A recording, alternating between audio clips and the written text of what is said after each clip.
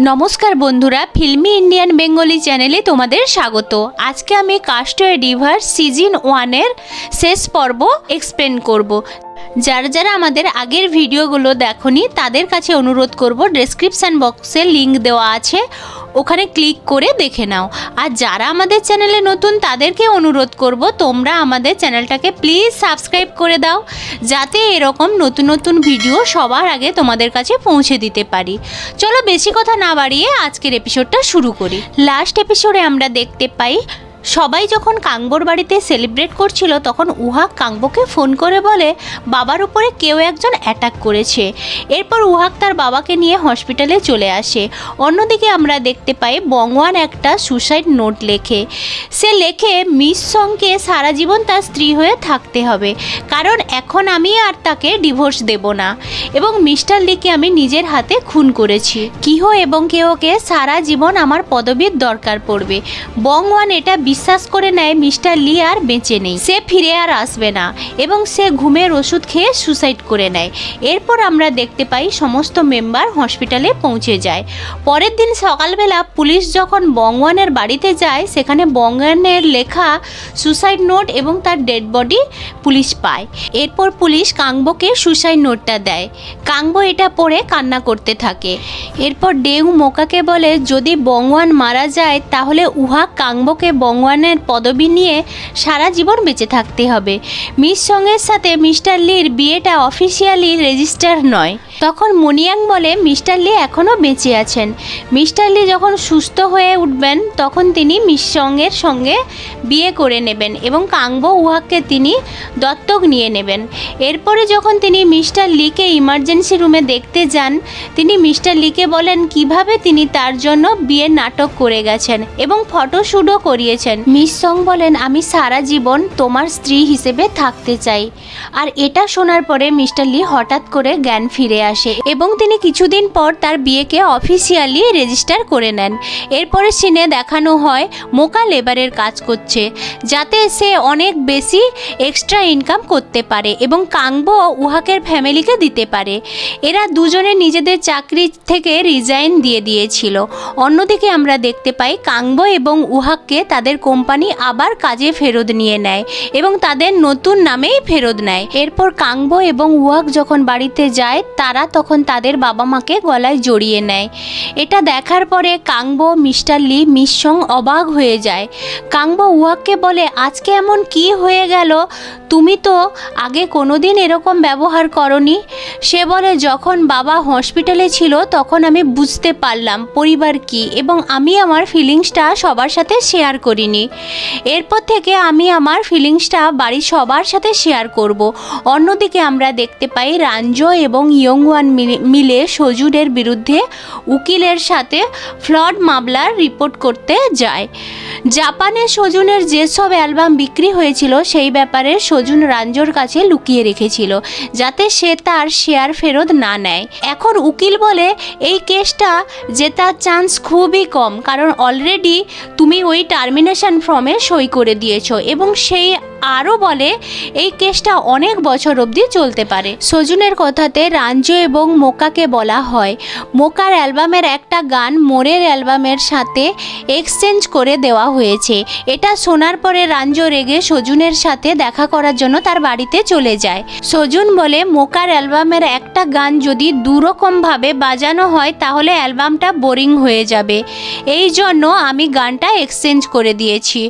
রাঞ্জো বলে এই গানটা যদি মোকা গায় তাহলে এই গানটা সবার ওপরে যাবে এবং সং চ্যাটে 1 নম্বর পজিশন পাবে। এই রকম যদি না হয় তাহলে এই এজেন্সিটা থেকে আমি রিজাইন দিয়ে দেব এবং 50% শেয়ার দিয়ে দেব। সজুনকে রাঞ্জো জিজ্ঞেস করে জাপানে যে অ্যালবাম সেল হয়েছিল সেটার ব্যাপারে তুমি আমাকে কেন বলনি? তখন সজুন বলে তোমার মার ইচ্ছে করেই ডকুমেন্টটাকে ছিঁড়ে দিয়েছিল, আমি তো পরে ওটা জুড়িয়েছি। তোমার মার ইচ্ছে ছিল না কোনোদিন তুমি এজেন্সির প্রেসিডেন্ট হও, তুমি সারা জীবন সিঙ্গার হয়ে থাকো। এর দ্বারা আমরা বুঝতে পারি রাঞ্জো কোনোদিন স্বার্থপর ছিল না, তার মায়ের ইচ্ছে পূরণ করছিল।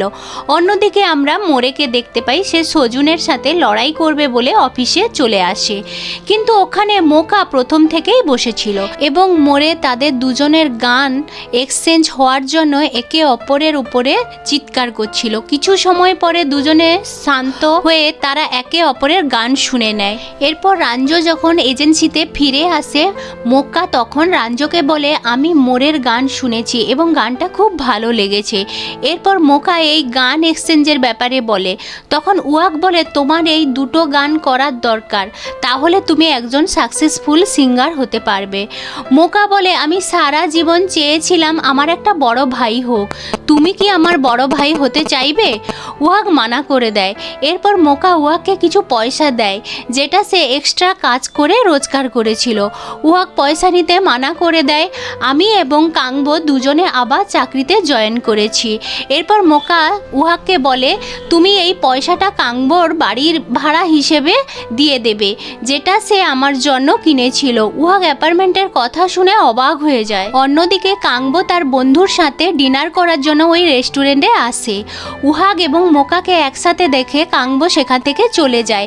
বাড়ি এসে উহাগ কাংবোকে জিজ্ঞেস করে, ওই দিন আইল্যান্ডে যখন মোকার সাথে দেখা হয়েছিল, এটা কি কোনো কোইন্সিডেন্ট হতে পারে?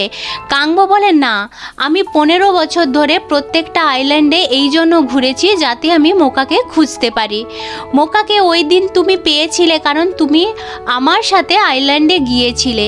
এরপরে কাংবোকে উহাগ বলে, তোমাকে ওই ব্যাপারে মোকার সাথে কথা বলতে হবে, তুমি সবসময় মুখ চোরা আছো, তুমি সারা জীবন কথা লুকিয়ে রাখো। পরের দিন সেলুন আবার নতুনভাবে সাজিয়ে তোলা হয় এবং ওটাকে খুলে দেওয়া হয়। বাকি মেম্বাররা খুব খুশি ছিল, তার নিজের চারপাশে এত মানুষকে দেখে খুশি ছিল। এত লোকে দেখে মোকা নতুন একটা গান চিন্তাভাবনা করতে থাকে এবং তার স্বরলিপি সে ভাবতে থাকে। সে ওই স্বরলিপিগুলোকে মোরের গানে যোগ করে দেয়। সেই সময় সেখানে কাংবো চলে আসে। ওই দিন আইল্যান্ডে আমাদের দেখা হওয়াটা কোনো কোইন্সিডেন্ট ছিল? মোকা বলে, না, আমি জানি তুমি 15 বছর ধরে আমাকে খুঁজছিলে এবং প্রতিদিন সিওল স্টেশনে তুমি আমার জন্য অপেক্ষা করতে, প্রত্যেকটা আইল্যান্ডে আমাকে খুঁজতে। তোমার সাথে আমার দেখা হওয়াটা কোনো কোইন্সিডেন্ট না, এটা বাস্তব ছিল। কথায় কথায় মোকা হঠাৎ বলে, আমার সারা জীবনের একটাই ইচ্ছে আছে, আমি বড় স্টেজে গান গাইছি এবং যেখানে অনেক লোকজন দেখতে আসবে, অনেক চিৎকার হবে এবং ক্যামেরার আলো সবসময় যেন আমার মুখে পড়তে থাকবে। পরের দিন সকালবেলা মোকা রাঞ্জোকে তার নতুন গানের ব্যাপারে বলতে থাকে। সেই সময় সেখানে মোরে চলে আসে এবং মোকাকে তার গানটা প্রডিউস করতে বলে। রাঞ্জো এটা করার জন্য প্রথমে মানা করে দেয়, কিন্তু যখন মোরে বলে, তোমাকে একটা অফার দিচ্ছি, ওই গানের নিচে তোমার নাম লেখা থাকবে, তুমি এই গানটা লিখেছো, গানের যত পয়সা আসবে সেই পয়সাগুলো তুমি পাবে। রাঞ্জো এই অফারটা মেনে নেয়। রাঞ্জো মোরে এবং মোকার দুজনের গান ডাইরেক্ট করে। কিছুদিন পরে তাদের দুজনের গান রিলিজ করে। মোরের গানটা চার্ট ব্লাস্টারে 1 নম্বর ট্রেন্ডিংয়ে চলে, মোকার গানটা অনেক নিচে রান করে। অন্যদিকে আমরা দেখতে পাই ইয়ংওয়ান সজুনের কাছে আসে। সে বলে, আমি মোরের টিম জয়েন করতে চাই না, আমি মোকার টিম জয়েন করতে চাই, কারণ জীবনের বাকি সময়টা সে এনজয় করে কাটাতে চায়। অন্যদিকে মোরে তার গানটা 1 নম্বরে দেখে খুবই আনন্দ পায়। ইনস্টাগ্রামে রাঞ্জোকে ফলো করতে থাকে। মোকার গানটা চার্ট ব্লাস্টারে অনেক নিচে দেখে রাঞ্জো খুবই দুঃখী হয়। সে বলে, আমাদের গানটা মোরের সাথে এক্সচেঞ্জ করাটা একদমই ঠিক হয়নি। এরপর মোকা রাঞ্জোকে মোটিভেট করার জন্য সে বলে তাকে একটা ইভেন্টে গান গাওয়ার জন্য ডাকা হয়েছে। এরপরে মোকা যখন ওই ইভেন্টে গান গাওয়ার জন্য যায়, সে রাঞ্জোকে বলে, এটা ওই ইভেন্টটা যেখানে আমি আপনার সাথে প্রথম দেখা করেছিলাম। রাঞ্জু মোকার জন্য খুব চিন্তা করতে থাকে। সে বলে, তুমি যদি এই ছোট্ট ইভেন্টের জন্য এত খুশি হও, তুমি কখনো একজন সাকসেসফুল সিঙ্গার হতে পারবে না। মোকা বলে, আমি ফিউচারের কথা কখনো ভাবি না, কারণ যখন যেটা হবে তখন সেটা হবে। এটা নিয়ে আগে থেকে ভেবে কোনো লাভ নেই। এই জন্য আমি আমার স্বপ্নটাকে পূরণ করার জন্য পুরো চেষ্টা করব। আমি আমার জীবনের প্রত্যেকটা মুহূর্তকে এনজয় করব। এই কথা শুনে রাঞ্জু রিল্যাক্স ফিল করে। এরপরে মোকা পারফরমেন্সের জন্য রাঞ্জু এবং ইয়ংওয়ান তার জন্য নীল রঙের বেলুন ফোলাতে থাকে এবং ওয়াকও তাদেরকে হেল্প করে। ওখানে আসা প্রত্যেকটা মানুষকে উৎসাহিত করার জন্য বলে, যেভাবে রাঞ্জুকে উৎসাহিত করার জন্য মোকা বলেছিল। সজুন তার শেয়ার রাঞ্জুর নামে করবে ভাবছিল। রাঞ্জু তাকে ফোন করে মানা করে দেয় এবং বলে, আগামী দিনে মোকার গান চার্ট ব্লাস্টারে 1 নম্বরে রান করবে, এই জন্য তুমি কিছুদিন থেমে যাও। এরপর মোকা পারফরমেন্স করার জন্য স্টেজে চলে আসে এবং ওখানে বসে থাকা প্রত্যেকটা মানুষ মোকার জন্য চিৎকার করতে থাকে এবং মোকা সেটা দেখে অনেক খুশি হয়ে যায়। এরপর মোকা ছোট ছোট স্টেজ প্রোগ্রাম করতে করতে একদিন বড় স্টেজে প্রোগ্রাম করতে যায় এবং সেই দিন লাখো লাখো দর্শক তার গান শোনার জন্য ভিড় জমায় এবং সে অনেক অ্যাওয়ার্ড পায়।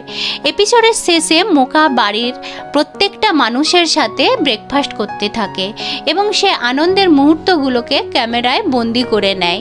এইভাবে এই ড্রামাটার হ্যাপি এন্ডিং হয়ে যায়। সুপ্রিয় দর্শক বন্ধুগণ, কেমন লাগলো কাস্টওয়ে ডিভা ড্রামাটি সেটা আমাদের কমেন্ট করে জানান। আমাদের চ্যানেলটিকে সাপোর্ট করার জন্য লাইক অ্যান্ড সাবস্ক্রাইব করতে ভুলবেন না, কারণ আপনাদের একটা লাইক এবং সাবস্ক্রাইব আমাদের উদ্বুদ্ধ করে নতুন নতুন ভিডিও বানানোর জন্য। আর আপনাদের সঙ্গে খুব শীঘ্রই দেখা হবে নতুন কোনো ভিডিও নিয়ে। ততদিনের জন্য আপনারা সুস্থ থাকবেন, ভালো থাকবেন। Tata, bye bye, take care, love you. আর অসংখ্য অসংখ্য ধন্যবাদ যারা আমাদের এই ছোট্ট পরিবারের সদস্য হয়েছেন।